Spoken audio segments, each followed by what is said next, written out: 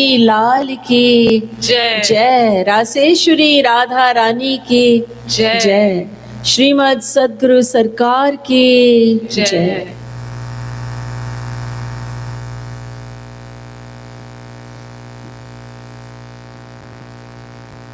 Devoted listeners, now I request your full attention. Yesterday was the first day of the series, and the topic of the series is Science of Devotion. Yesterday we learned that although the scriptures tell us about 3 paths that can lead us to our ultimate destination, that is freedom from the bondage of Maya and attainment of God, but when we examine the 3 paths, we find that there is only one path that leads us to our final goal, and that is a path of devotion, the path of bhakti. There were 5 criteria that we looked at. If a path is valid, then it must fulfill these 5 criteria. It must meet these 5 criteria. I'll remind you: Anvay, Vyatirek, Anya Nirapekshata, Sarvatrakita, and Sanatanatva. Number 1, will this path lead me to God? Number 2, if I don't follow this path, will I attain God? Can I not reach my destination without following this path?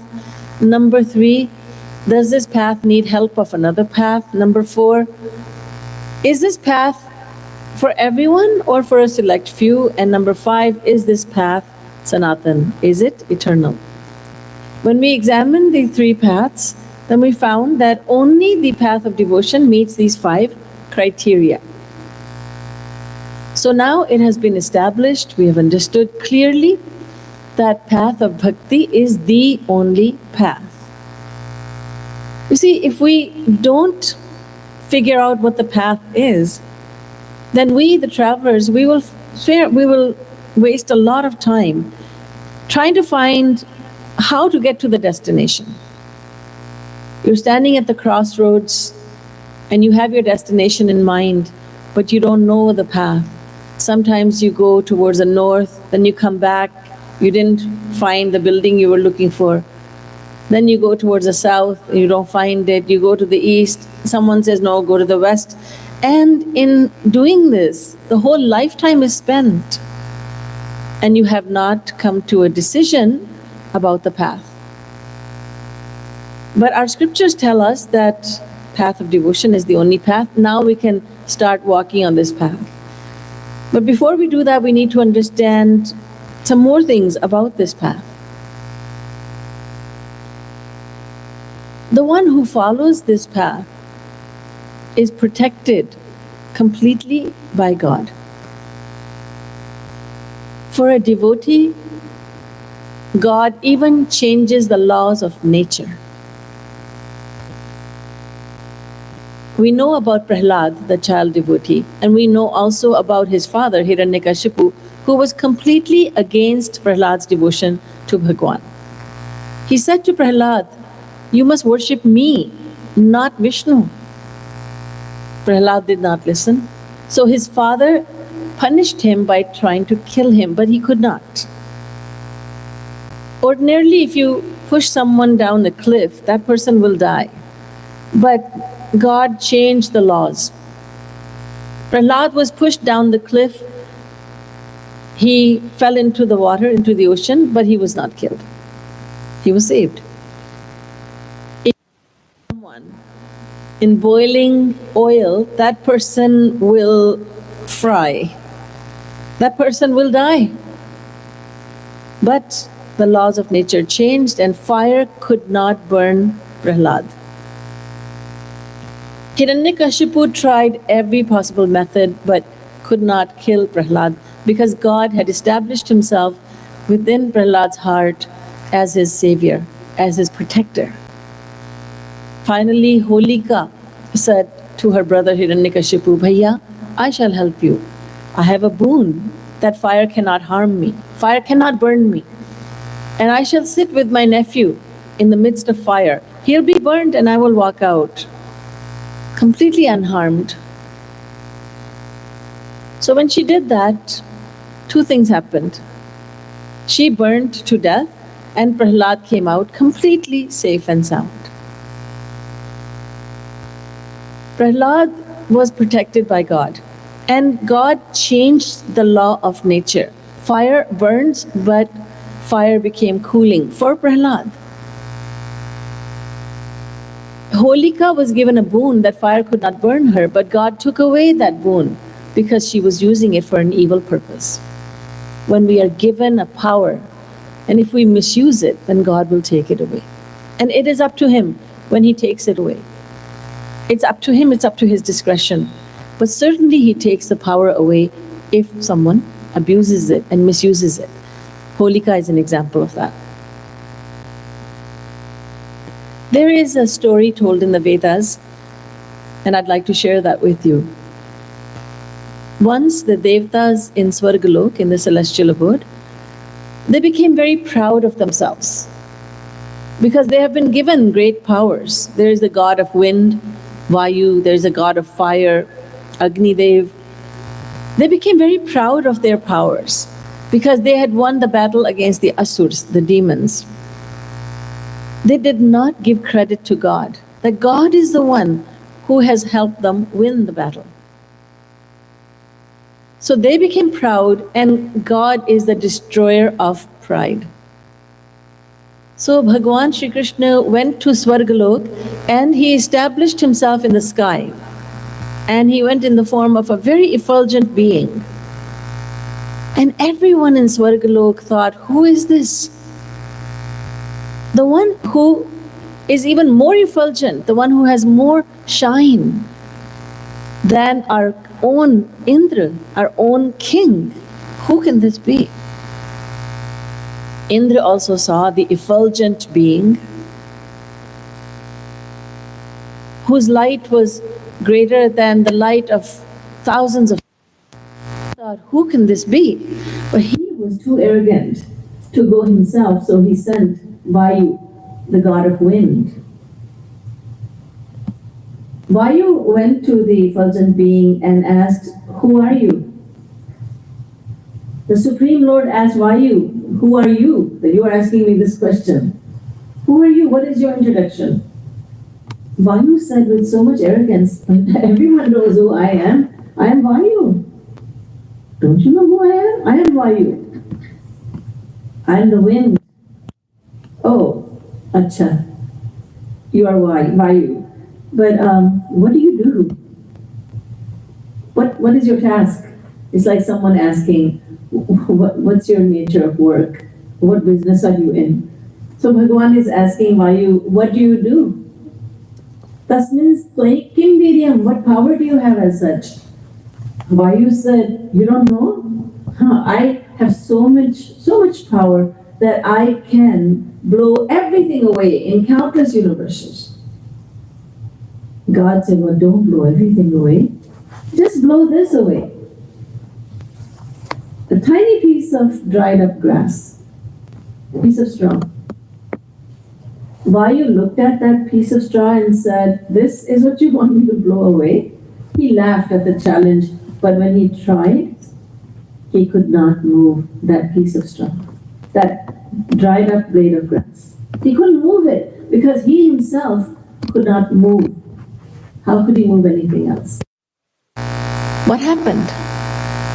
God took away the power because God gave the power to Vayu. God took away the power and Vayu became completely still. He could not move.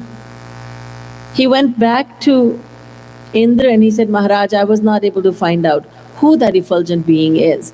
So Indra thought, Vayu has been careless. Let me send Agni, god of fire. Agni went and also asked, who are you? And again Bhagwan asked Agni, who are you? Well, I am Agni. I am the god of fire. And Agni, what do you do? I can burn countless universes. Oh, Bapri, don't burn countless universes, just burn this. And again, Agni, just like Vayu, laughed at the challenge, but Agni became cold. Fire became cold. Imagine the energy called fire, it becomes cold because God took away the power of heat. from Agni. Agni became cold, and he also went back to Indra with his head down. His pride was destroyed. He said, Maharaj, I could not find out who this effulgent being is. Finally, Indra went, because everyone said, Maharaj, you must go and find out. Indra went there, but Bhagwan said, I will not give this one my darshan at all. So God disappeared. In his place, there was the goddess, Uma, Parvati was there. And Indra said, Mother, who was that who was just here? Who was that? And that the divine goddess, she said, Indra, you don't realize who was here? That was your divine father. That was Bhagwan. He was here to destroy your pride because you have given the complete credit to yourself. So God can change the laws of nature. And for his devotees, he does that. Sometimes to destroy their pride, sometimes to give them protection. For whatever reason, God loves his devotees so much. The ones who are devoted to him, the ones who are practicing devotion, the ones who are completely devoted, he helps them, he protects them. Meera is another great devotee of Sri Krishna. She was given a cup of poison to drink. She drank it, but that poison turned into nectar. So she was not harmed in the least. God again changed the law of nature. The nature of poison is to kill, but poison could not kill her. So as I was saying yesterday, the devotee is like a kitten held in its mother's mouth. God protects the one who practices devotion. He protects the devotee. Name bhaktah pranashyati. In the Bhagavad Gita, Lord Krishna says, it is my challenge that I will not, that my devotee cannot fall. He does not say, Name jnani pranashyati, or Name yogi pranashyati, Name karmi pranashyati. That the one who follows the path of yoga, or the one who follows the path of gyan, or the one who follows the path of karma and dharma will never fall. I will always protect him. He only says, Name bhaktah pranashyati. Mere bhakt ka kabhi nash nahi hota.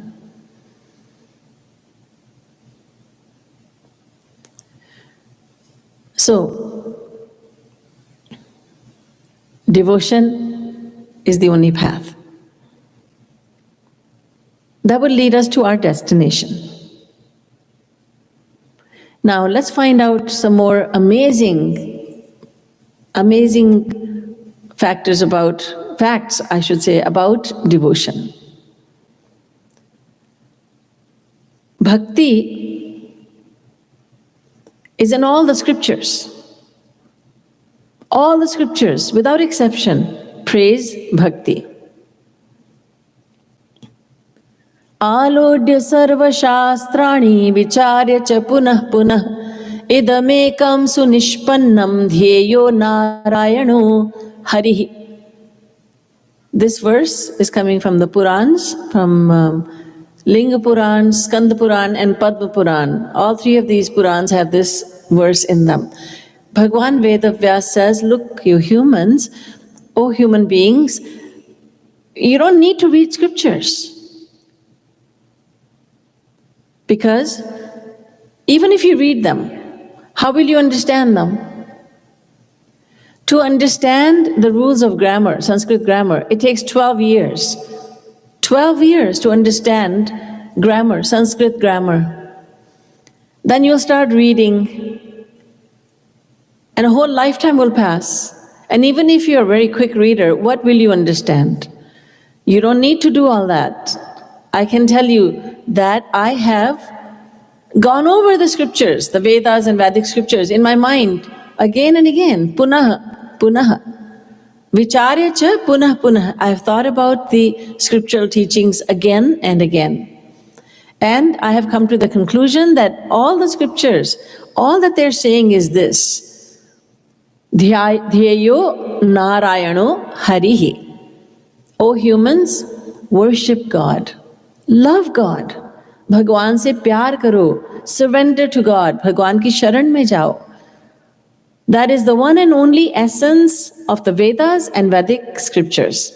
That's all you need to know. Who is Veda Vyas? He is an avatar of God. He is God himself who came to earth. And he is saying this. Again, the Bhagavad Puran says, Bhagavan Brahma Kartsnena Triranviksha Manishaya Tadadhyavasyat Kutasthorathiratmanyato Bhavet. This verse from the Bhagavad says, and the creator Brahma is saying this, I, Brahma, I have churned the Vedas, I've read them, churned them in my mind 3 times. Triranviksha Manishaya. And all that the Vedas and Vedic scriptures are saying is that you should love God. This is Brahma talking. Bhagavan Brahma Kartsnena Triranviksha Manishaya. So Brahma is saying this. Brahma who creates everything out of nothing. Tasmadva etasmadatmana akashah sambhutah akashad vayuh vayuragnihi agnerapah adbhyah prithvi prithivya aushadhayah aushadhibhyonnam sava esha rasamayah. Taittiriya Upanishad. First, there is nothing. In the beginning of the creation period, there is nothing. Nothing exists. So Brahmaji does not have any building blocks that I will create using these building blocks. There's nothing. Whenever we humans build something, we have the raw ingredients. Let's say you want to make a cup of tea. You have to have a tea bag. You have to have tea bags, you have to have water, you have to have sugar, milk, whatever you want to put in your tea. At least you need tea bags and water, and you need fire. Then you make tea. You cannot say, I made this tea, meaning I made it without any raw ingredients. I made it without anything. There was nothing and I made tea. No, you made it with certain ingredients. So whenever we humans make something, we make it out of something. But Brahmaji, please pay attention, Brahmaji makes everything out of nothing. So there was nothing, and he created space.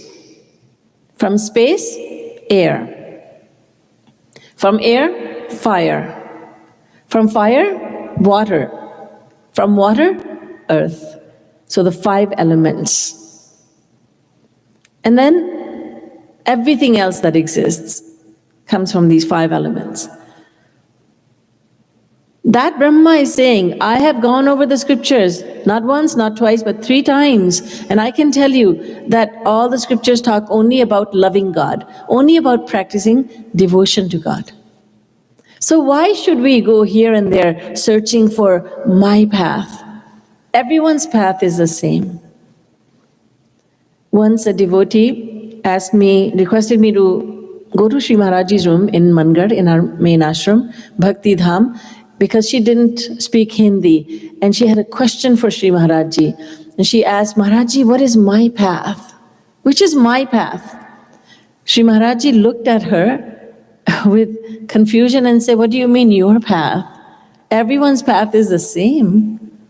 Everyone's path is the same. It is bhakti. The scriptures say so. God says so. The eternal Vedas say, Dhanurgrihitva Panishadam Mahastro. The Bhagavad Puran says, Sharam Hyupasa Nishidam Sandhayit Ayamya tad bhavagatena chetasa laksham tadevaksharam brahma saumya. Mundakopanishad. This mantra says, take aim, O humans, take aim. at fixing your mind on God by using the bow of Upanishads and the arrow of devotion. The eternal Vedas tell us this. Then we have, after the Vedas and Upanishads, we have the Purans, the 18 Purans. In the Bhagavad, Lord Krishna says, I can be attained only through bhakti. Bhaktya hame kaya grahya shraddhayatma priya satam. I can only be grasped through devotion. In the Bhagavad Gita, the Supreme Lord Shri Krishna says the same in different words. Bhaktya tvananyaya shakya ahamevam vidhorjuna gyatum drashtum cha tattvena praveshtum cha parantap. Chapter 11, verse 54. O Arjun, whether you wish to gyatum, know me, or drashtum, have my darshan, see me, or praveshtum, merge within me. Whether you wish to know me, have my darshan, or merge within me, no matter what it is that you want, you must practice ananya bhakti, exclusive devotion unto me. This is the Bhagavad Gita. And then the Ramayana also says the same.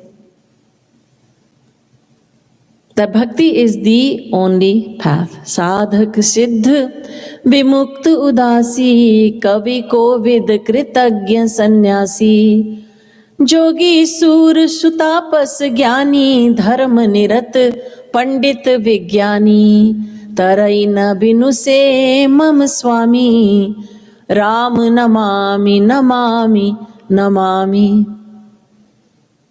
For everyone, there is only one instruction, and that is worship Bhagwan Shri Ram. Worship God.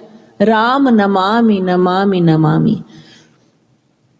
Without that, you cannot. Without devotion, you cannot cross Bhavsagar, the ocean of Maya, the frightening ocean of Maya. You cannot see where it ends. That vast ocean, the endless ocean of Maya, cannot be crossed without taking the boat of devotion. That boat which is steered by the Guru and which is propelled by the favorable wind of God's grace. That boat is a boat of devotion. Without going on this boat, no one can cross the ocean of Maya. You will drown without it.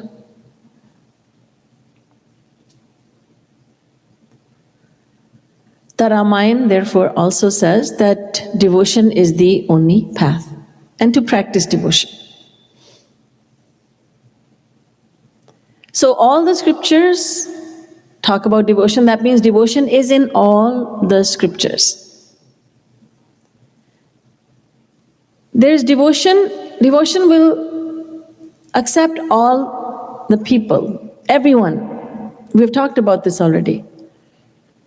पुरुष नपुंसक नारी वा जीव चराचर कोय.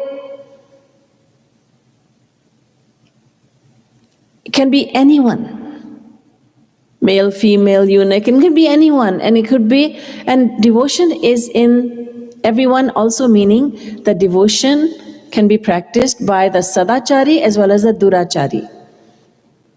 Apichet suduracharo bhajate mam ananyabhak. The Bhagavad Gita tells us, Shri Krishna tells us in the Bhagavad Gita that it can be apichet suduracharo. Durachari means a sinner. Sudurachari means a great sinner. Not just a sinner, but a very serious sinner. Like Ratnakar, he was a dacoit as well as a murderer. He used to attack people who were passing through the forest, to the jungle, and he would kill them and he would take their money, and that's how he supported his family. He was a murderer. He had committed many, many murders, but one day when he came to his senses because of Narad Muni's intervention, he became a devotee.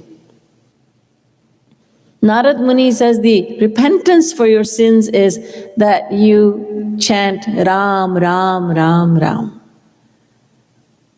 Ratnakar Daku could not utter the name of Ram, not because he had a speech impediment that prevented him from saying Ra and Ma, but because his sins were too many and God was not allowing him to take his pious name. But that sinner of great proportions, that Ratnakar Daku, he became a great devotee because devotion accepts everyone.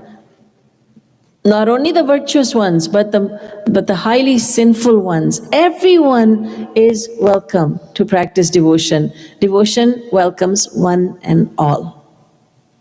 It does not discriminate.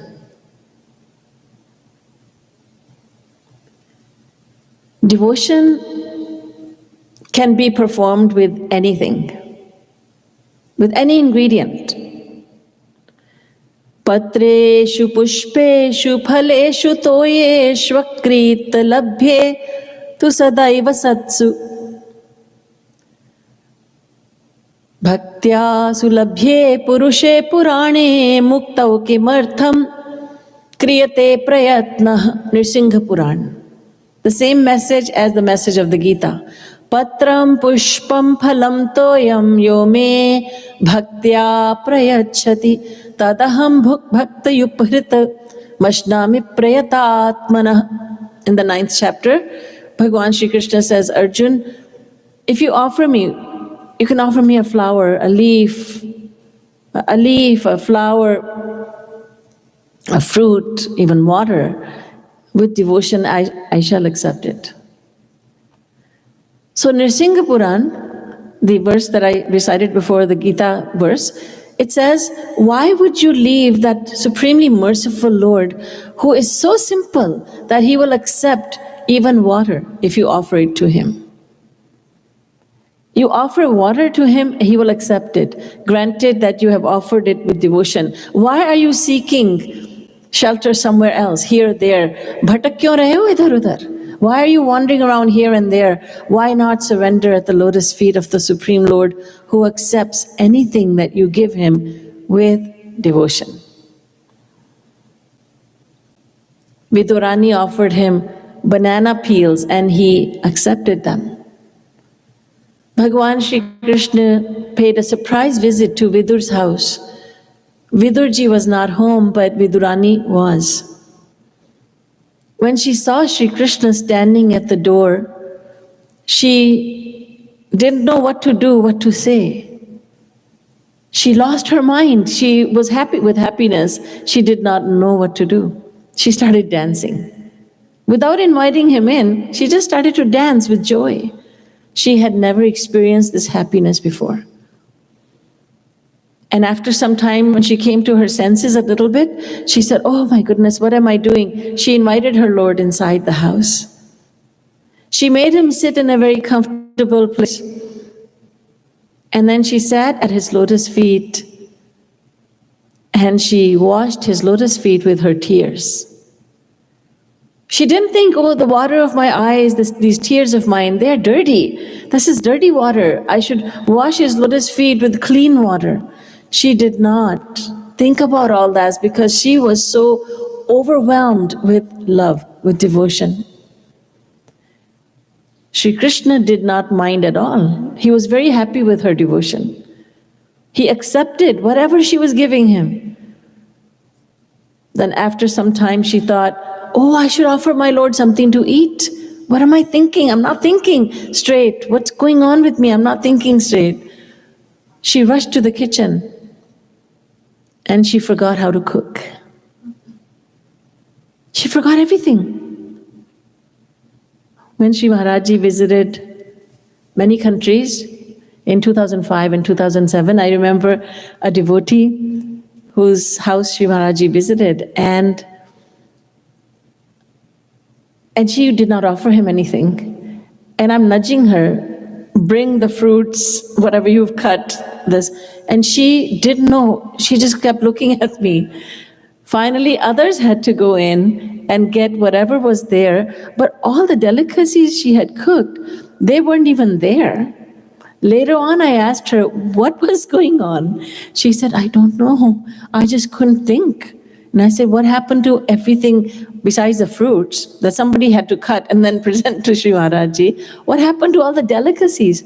She said, some other people came before Maharaji and they ate them. And I asked, why didn't you stop them? She said, I don't know. She completely lost her mind because of love. Love. Shri Maharaji just smiled at her all the time. That love, the power of love, that is what God loves. And the saint is just like God. He loves love. Shri Maharaji used to tell us many stories.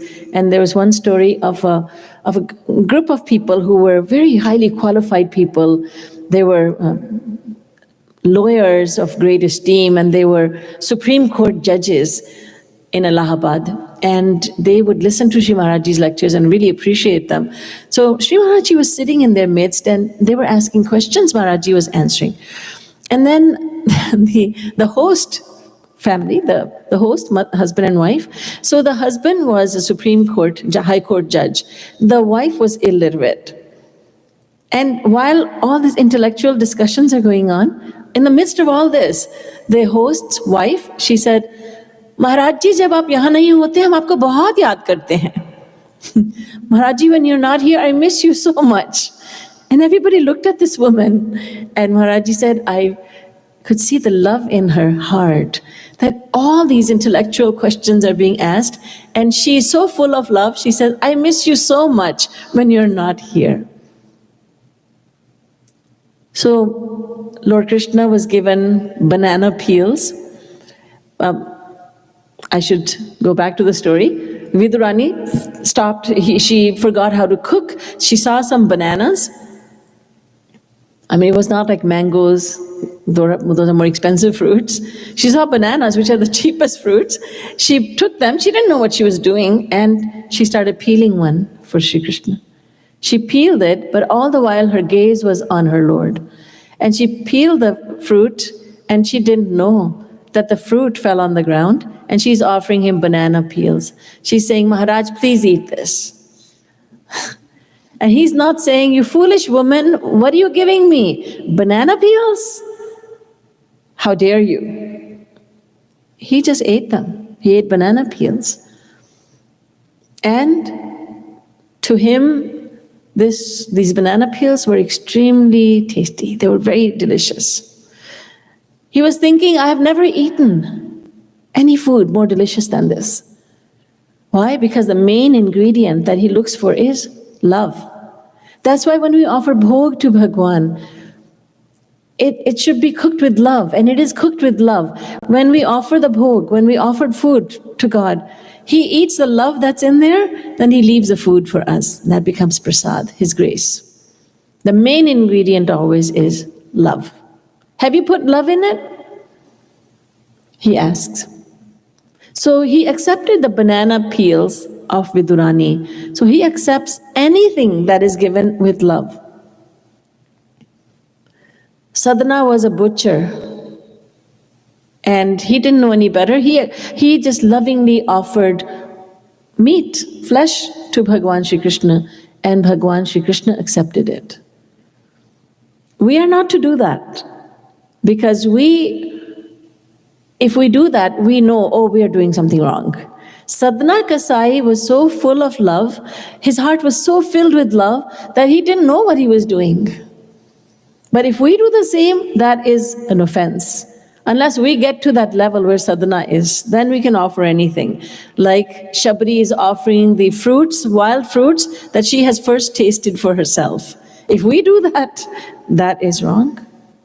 But she is at that level where it's not wrong. She does not know what she is doing. She has no consciousness of what she is doing. Like the Vanar Sena during the exile period of Bhagwan Sri Ram.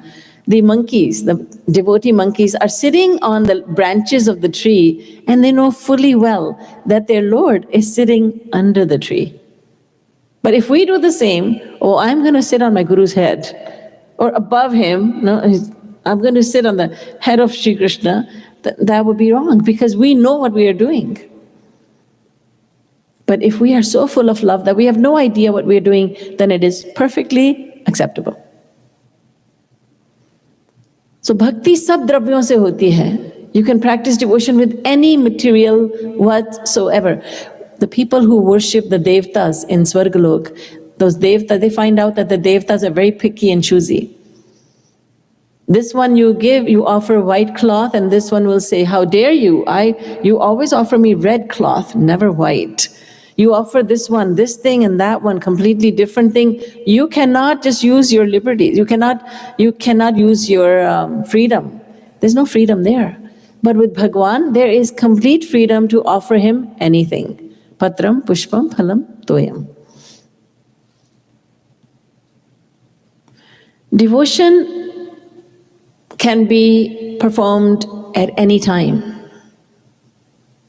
In the morning, yes. At night, yes. Midnight, In the afternoon, yes. Evening time, yes. Early evening, late evening, yes. Anytime. Na desha niyamastasmin na kala niyamastatha. Padma Puran says this. There's no hard and fast rule about the time when you practice devotion. Devotion can be done anytime. Anytime. The scriptures do suggest to us that it should be done early in the morning, but that is for practical reasons. Because we are beginners, we are practitioners of devotion, we have not become experts in devotion. So we should take the hint from scriptures, and scriptures tell us to practice devotion in the morning because at that time no one is making demands on our time, and there are pure vibrations in the atmosphere that help us greatly. We are greatly helped by pure vibrations. We have not gone beyond that. So we are helped by those pure vibrations. And there are no sounds early in the morning that will distract us. So for these practical reasons, scriptures and saints tell us that we should wake up early in the morning and practice devotion. That's just a good thing to do. But we should not use the excuse that I just cannot get up in the morning and I guess I cannot practice devotion. No, what time do you prefer? Any time is a good time. Any place is a good time. You can practice devotion in the cemetery, in the cremation ground, anywhere and everywhere. You cannot do a yajna to appease the devtas in Swargalok just anywhere. It should be a place where no sin has ever been committed. You have to purify that place. Nothing like this for devotion. Any place is good. One of a very pure-hearted and simple-hearted devotee of God, he was taking the name of God even when he went to the toilet. He would always chant, Hare Ram, Ram Ram, Hare Hare, Hare Krishna, Krishna Krishna, Hare Hare. And some people heard him and they scolded him. They said, this is not right. You go to the toilet, such a dirty place, and you're taking the name of God? You're committing a sin. Don't do that. He said, oh, I'm sorry. I didn't know it was a sin. They said, absolutely. You don't know the scriptures. You don't know anything. You're illiterate, so you don't know. But you don't take the name of God in the toilet. So he stopped, but he couldn't stop. Because he was so accustomed to taking the name of God that without realizing it, he would again say, Hare Ram, Hare Ram. So he started to hold on to his tongue with one hand. Or he would put a cloth over his mouth. And people found that out too. And there are a lot of supervisors in the world. We supervise others. You're doing this wrong. This is not right. ये ठीक नहीं है, ठीक करो अपने आप को. Rather than supervising ourselves, we are supervising others. Now, of course, parents must supervise their children. There is necessary supervising, but even when we don't need to, we are supervising others. So all these supervisors, they complained to his guru, who was Gauranga Mahaprabhu, and they said, Maharaj ji, this man takes the name of God in the toilet. Imagine. They thought that Mahaprabhu ji would scold this man, but Mahaprabhu ji spoke to this man. He said, Beta, do you take the name of God in the toilet too? He said, yes, Mahaprabhuji. Yes, Maharajji, I did, but I found out, these people told me that I was wrong to do so, so now I tie a cloth over my mouth. And Mahaprabhuji said, why? Because it's wrong, they told me. No, they are wrong. You can take the name of God anywhere and everywhere. You just go ahead and take the name of God. Doesn't matter where it is, what place that is, because God is already there. Shri Krishna is everywhere. Prabhu Vyapak Sarvatra Samana. God is omnipresent. He is everywhere. But I don't think there are too many people in the world who would feel comfortable hanging a picture of God in their bathroom. They would have to be very, very mature devotees, the ones who have the audacity to do that, who would have the courage to do that. They would be, at the very least, they'll be afraid of criticism. You know, some guest will come and then I'll be taken to task. So chalo chodo. Forget it. But I have seen some devotees who would put a picture of God in the bathroom. There's nothing wrong with it. God is everywhere. The Guru explains to the disciple, in this case Gauranga Mahaprabhu, who is Lord himself, he explained to this man, he said that God, you cannot defile God. Just because you're thinking of God in a dirty place, it doesn't mean that God has become impure. No, no, no. God is like the sun, the rays of the sun. These rays of the sun fall upon the ground and they fall upon pure objects and impure objects, but they purify everything. They don't become impure themselves. And God is like the Ganga, the dirty water of the canals and ditches and small rivers. They all merge within the Ganga and they all become Ganga. Ganga does not become the dirty canal, but the dirty canal water becomes the holy water of the Ganga. So you cannot defile God. Mahaprabhuji explained to this man. So you don't have to put a cloth over your mouth, you don't have to hold on to your tongue. You just go ahead and utter the name of God everywhere. You see how easy it is to practice devotion? You can practice it anywhere, with anything. No restrictions. No restrictions whatsoever. You can practice it in any place, at any time, with any ingredient. And you don't have to wonder, am I eligible for this path? I'm not educated, or I'm highly educated. A lot of people think, I am a very highly educated person, so devotion is not for me because I am an intellectual. And I would like to clear up that misconception. A lot of people say, I'm in the path of Gyan, I'm in the path of knowledge. And devotion, the path of devotion, is not about knowledge, it's all about love. And I'm an intellectual, I want knowledge. Well, the highly knowledgeable one practices devotion. Consider this. To be able to start on the path of devotion, you have to have so much knowledge. So Jagadguru Shri Kripaluji Maharaj, Shri Maharajji, he was known as and accepted as the fifth Jagadguru of Kali Yuga, in Kali Yuga.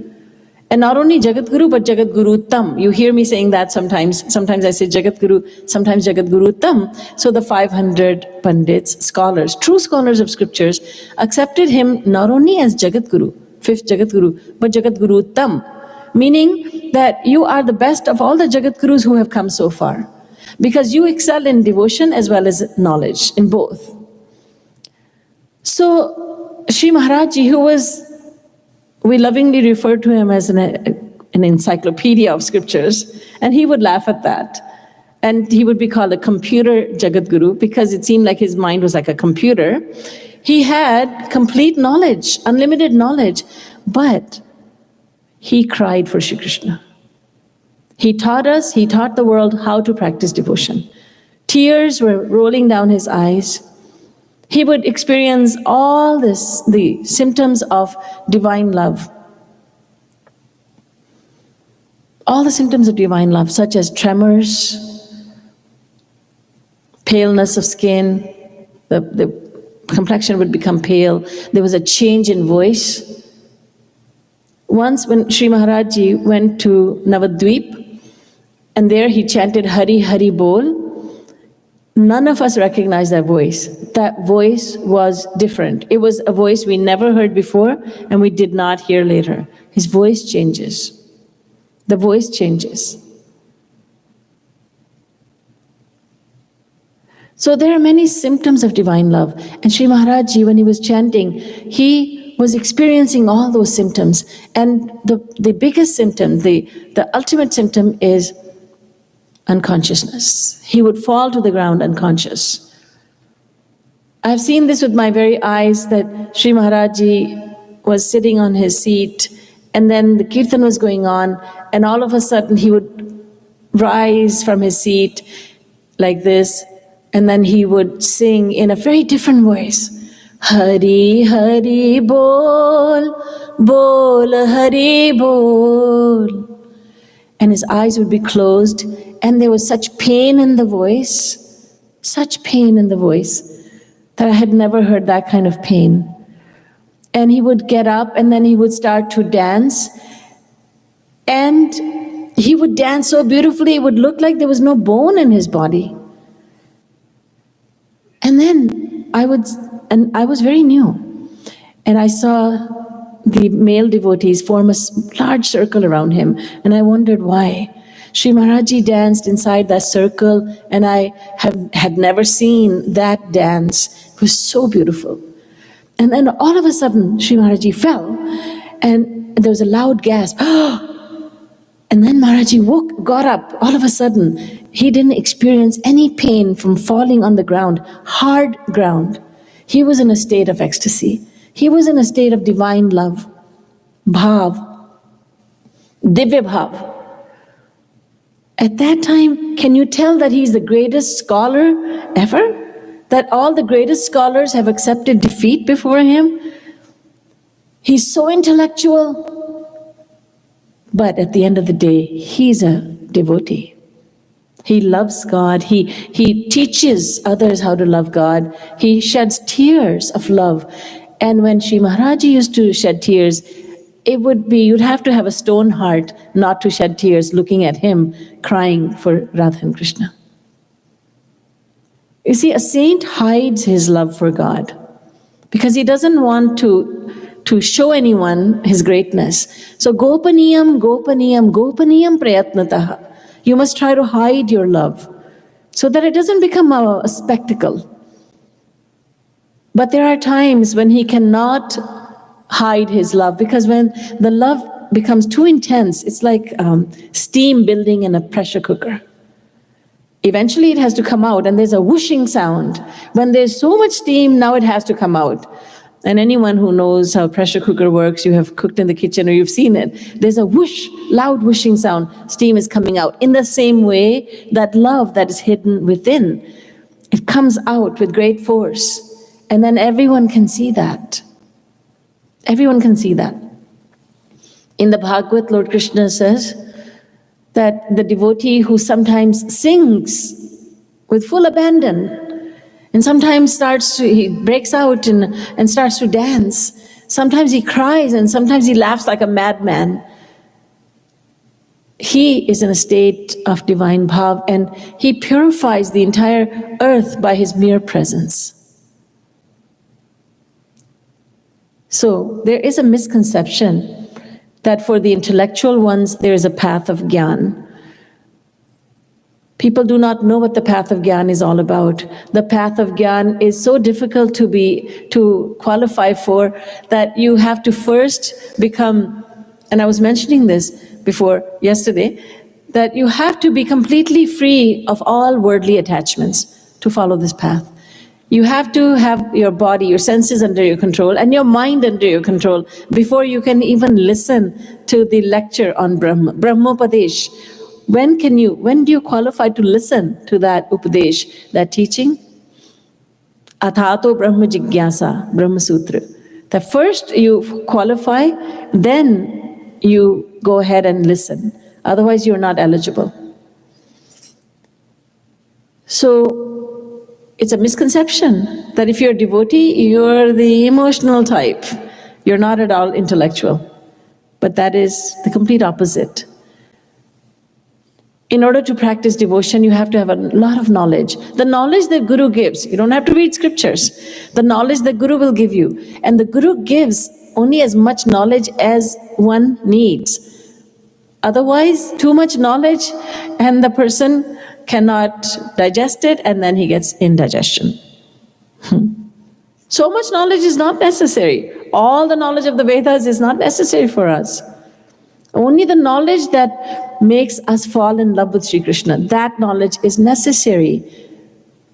Then the Guru gives background information. Why should I love Sri Krishna? The Guru says, love Sri Krishna. But why? The Guru explains, this is why. You are the Atma, you're not the body, you are the Atma. The Atma has only one relative, that is Paramatma, Sri Krishna.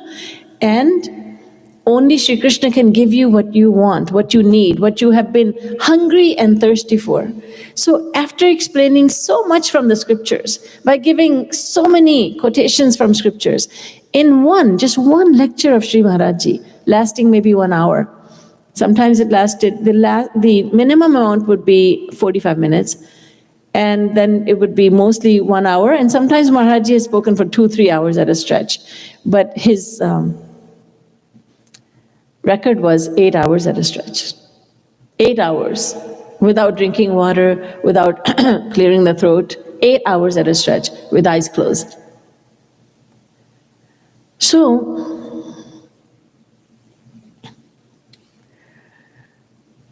it's a misconception that, that you don't need, that you're the emotional type and you're not intellectual. So the Guru gives knowledge, and he gives as much knowledge as is necessary for you to fall in love with God. He gives lots of background knowledge, so he would not just say, okay, now just love God, chant the name of God, go ahead and shed tears. But how do I do this? All that background information, knowledge is given. And then we practice devotion, and there is so much facility in devotion that's not in any other path. And all that we can get from any other path is given very easily by the path of devotion. This inspires us to practice devotion. So from tomorrow onwards, I'm going to talk about the practice of devotion. Of course, the theory will be there as well, but I will speak further on the path of devotion. And then, of course, in the remaining 3 days, I will speak about not only the theory, but also the practice of devotion. Boliye Vrindavan Bihari Lal ki Jai. Srimad Sadguru Sarkar ki Jai. Jai Jai Shri Radhe. Jai Jai Shri Radhe. Jai Jai Shri Radhe.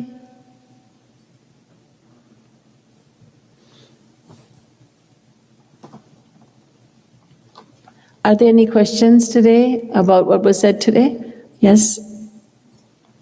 Shailaja? If you could please take a mic,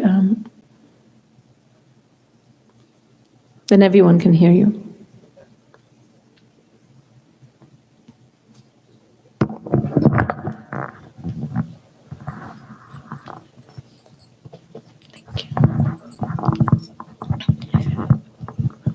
Radhe Radhe Didi. Radhe Radhe.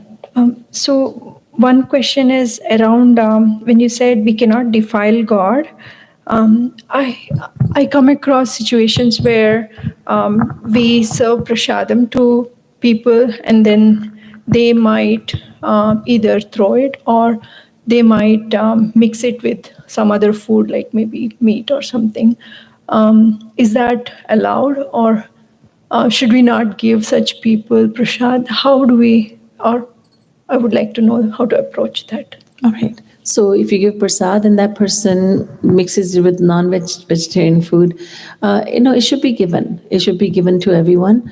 And sometimes when you know that the person taking the prasad is going to take a little bit, and then just give even a little bit of it. for instance, children, they need a little bit, or they might keep it here and there. So I believe in giving just a little bit, but it would not be sinful to give a person who is going to throw it or mix it with something else. It's not sinful, but it's not sinful to the giver who's giving it. But at the same time, just a little bit should be given so that there's no chance of that person throwing it. Because sometimes I notice, whether it's in the temple or in the satsang, you see little raisins and almonds sitting there on the ledge, in the shoe rack. It's everywhere. So I thought, no, a little bit should be given. So we should use our discretion. But other than that, yes, it should be given to everyone, and that's it's not sinful at all. Thank you, Didi. One more Welcome. question, Didi. Absolutely. So I have heard this many times. We should hide our love, but On the mic. I have heard many times that we should hide our love. We should not disclose our love for the Lord. We should try as much, right? But that is for me personally. It's hard for me to be too kind of personality. I am what I am, kind of. So then hiding my emotions or my feelings is hard. So is that, it becomes detrimental to me because I'm very consciously aware that I should not express myself, or I should not show my emotions. So I should not get deep into Rup Dhyan or anything. So how do I balance this? All right. Absolutely, you don't have to. You should not let that hinder your deep devotion. No, it just when it's said that you hide your devotion, that means sometimes you feel really good when you practice devotion, and let's say there's a woman and she's feeling really good during kirtan, and she starts to scream, "Oh Krishna!" like that. Like, don't do that. And I know you don't do that. Nobody here does that. But then it becomes a distraction for everyone. And then everybody starts thinking, oh my goodness, she's a gopi. She's Mirabai. Or, somebody just starts dancing out of the blue. And then it distracts everyone. And Sri Maharaji was once noticed in our sadhana hall that a woman came, and then she started to dance. And then it was distracting to everyone else. Nobody was dancing. And so Maharaji said, "Piche jao, piche." Go back. There was a woman and she would scream. I mean, of course, involuntarily, but Shri Maharaji said, no, control it. So that kind of control. But, you are shedding tears, it's fine. Nobody else knows because everybody should have their eyes closed. So nobody will know. But no, go by all means. Don't let that hinder you from going into devotion, saying, oh, I think people will see me. No, not like that at all. It's just that when it becomes a public spectacle, when people start saying, Dekho, how he's dancing, he's like Surdas, Maharaji would say, dance only when your feet will not allow you to sit still. And then, and he would have devotees dancing.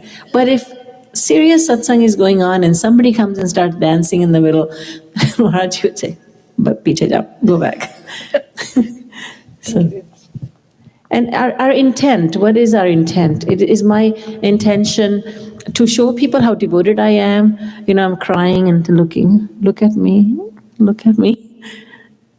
No, that's not my intention. That's okay. So, you shed tears and you do it so that nobody notices without making that noise, because it does happen that somebody goes to the mandir and somebody comes to satsang and they feel really good and they feel the grace of God and Guru and they feel, oh my goodness, I'm feeling so good, and starts to does not control their emotion. They don't control their emotions, and all of a sudden, pure mandir mein halla, yeah, the whole satsang, there's a big chaos. And people are saying, and people start bowing down to this person. And I've seen this.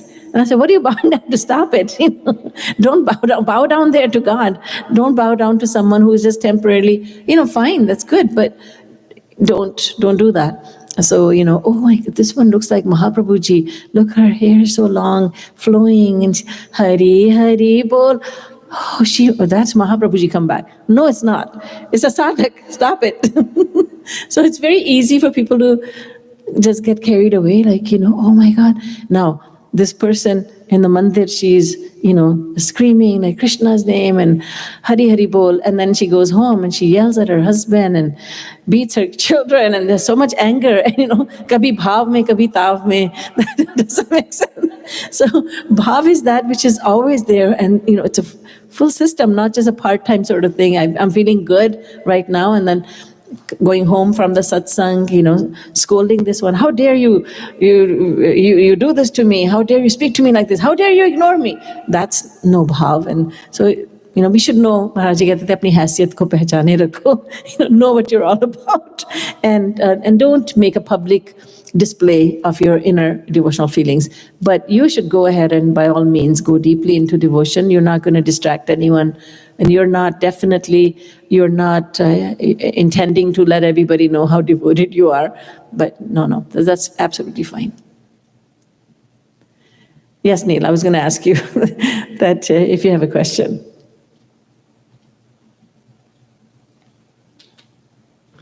Radhe, Radhe. Radhe. So just kind of combining yesterday's and today's, just a quick question. So basically, when you mentioned knowledge of self, and you gave that one example yesterday with...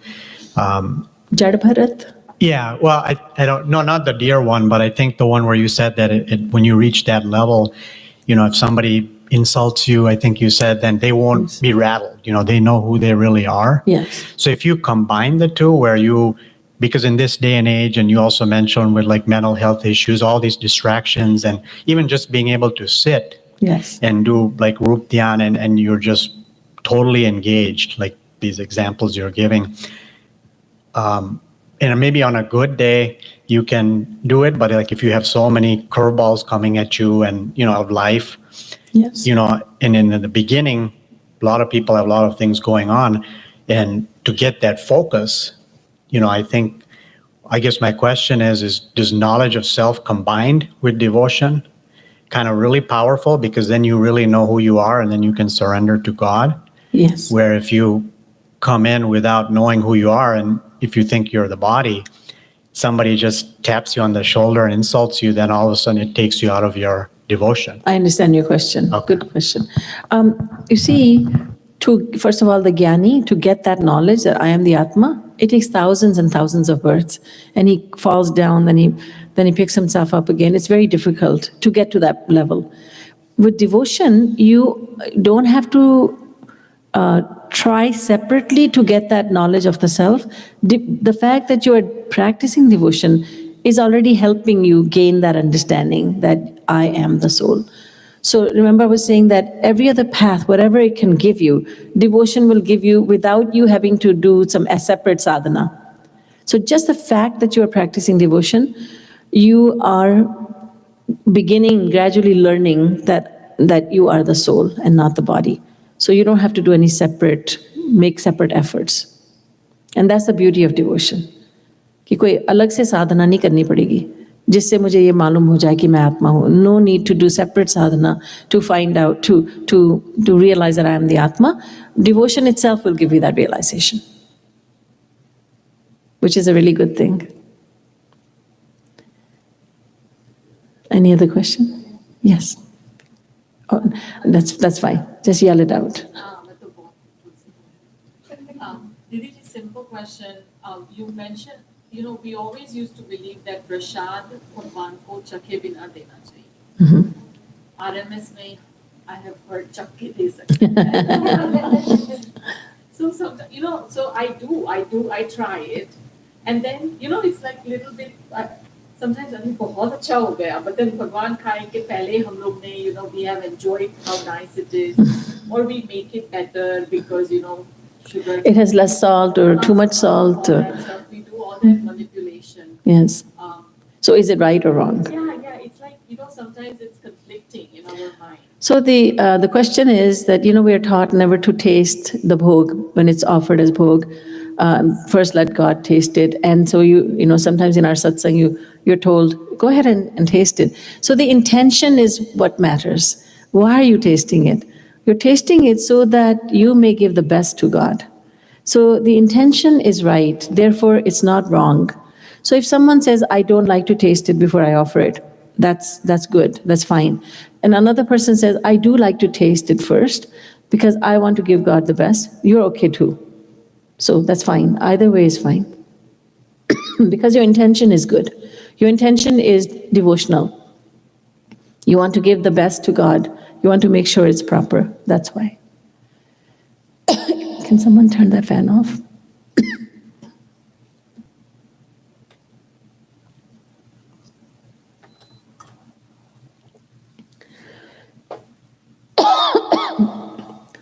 Any other questions?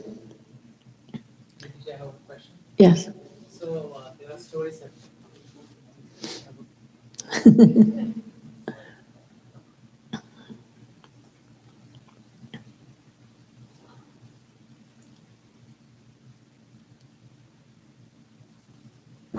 Radhe Radhe. Radhe.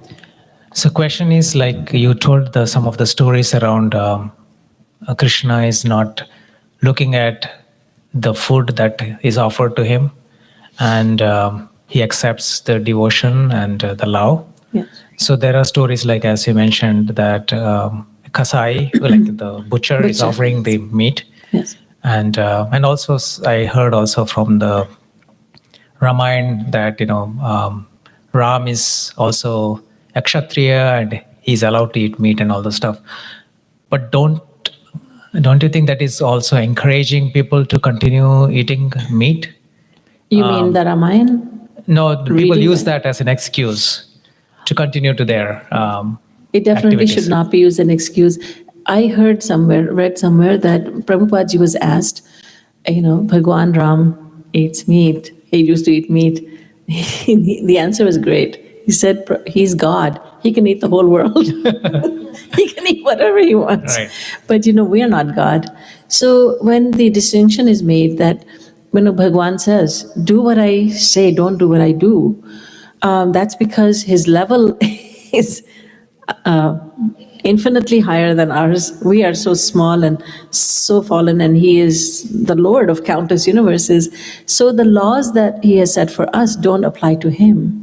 And so when the understanding is given that you don't do what God is doing, and yet we must give those examples and then explain why this would be wrong for a human, why that is right for God. Because if those examples are hidden and they're not revealed, then people will say, well, God did this wrong, God did this wrong, he did that wrong.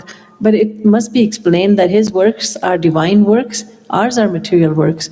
So that this understanding is given to the person. So it's not wrong to give those examples. And it should not be, it should not confuse anyone, because then it's also explained to everyone that there's a difference between what we do and what he does, and even between what we do and what a God-realized soul does. It's very clear when you read certain stories of certain saints, and I'm hesitant to say this, but I'll say it because I won't name any name of a saint, but he is cooking for his devotees, and this is a God-realized soul, and he is cooking chicken for them. And a person does a double take, what? But he has gone beyond, or he's smoking. And you think, that's not a saint. But you have to go really deeply into it. Who is a saint? He has gone beyond the Annamaya Kosh, the food sheath, and nothing affects him. And there's no sin for him, there's no virtue for him. He's gone beyond virtue and sin. I would not give those stories. I would not tell those stories willingly, but I'm telling over here because there are different rules for different people. For those who are controlled by Maya, there are strict rules because we want to go above and beyond Maya. I'll give you a small example, another example. Someone said to me, Shri Maharaj comes into the sadhana hall with his chappals on, he doesn't remove his chappal. And I thought in all these years, I didn't notice that. You noticed it the first time you came here. Chappal. And so my answer was, he doesn't have to remove his shoes. He is God realized. He is the teacher. The teacher doesn't have to follow the rules that he tells the students to follow. parents don't follow the rules that they tell their children to follow. And so there are different rules for different people according to that. But yes, so it would not be confusing, but you have to choose your context, and those people there who are being told this should also know, no, this is not right for me. It's right for them, right for God and godly saints. Now, once Adi Shankaracharya, who was Bhagwan Shankar himself, he graced this earth like 2,500 years ago, and he would say Shivoham, I am Shiv, which is a truth. And one of his disciples started saying Shivoham, Shivoham. So Adi Shankaracharya thought, this fool is also copying me, and he's saying Shivoham.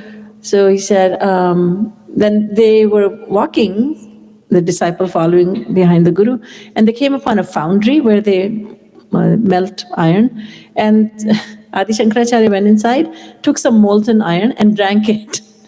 Then he said to the disciple, now your turn. He said, Acharya, Shri, I cannot drink this, I'll die. Then he said, well, then you have no business saying Shivoham, Shivoham. That's not your level, you cannot say that. So otherwise you do what I do. People say, oh, I drink bhang, I imbibe bhang because Lord Shankar drinks it. Oh, really? Well, Maharaj used to say he drinks poison too. So he takes some poison as well. If you're going to copy,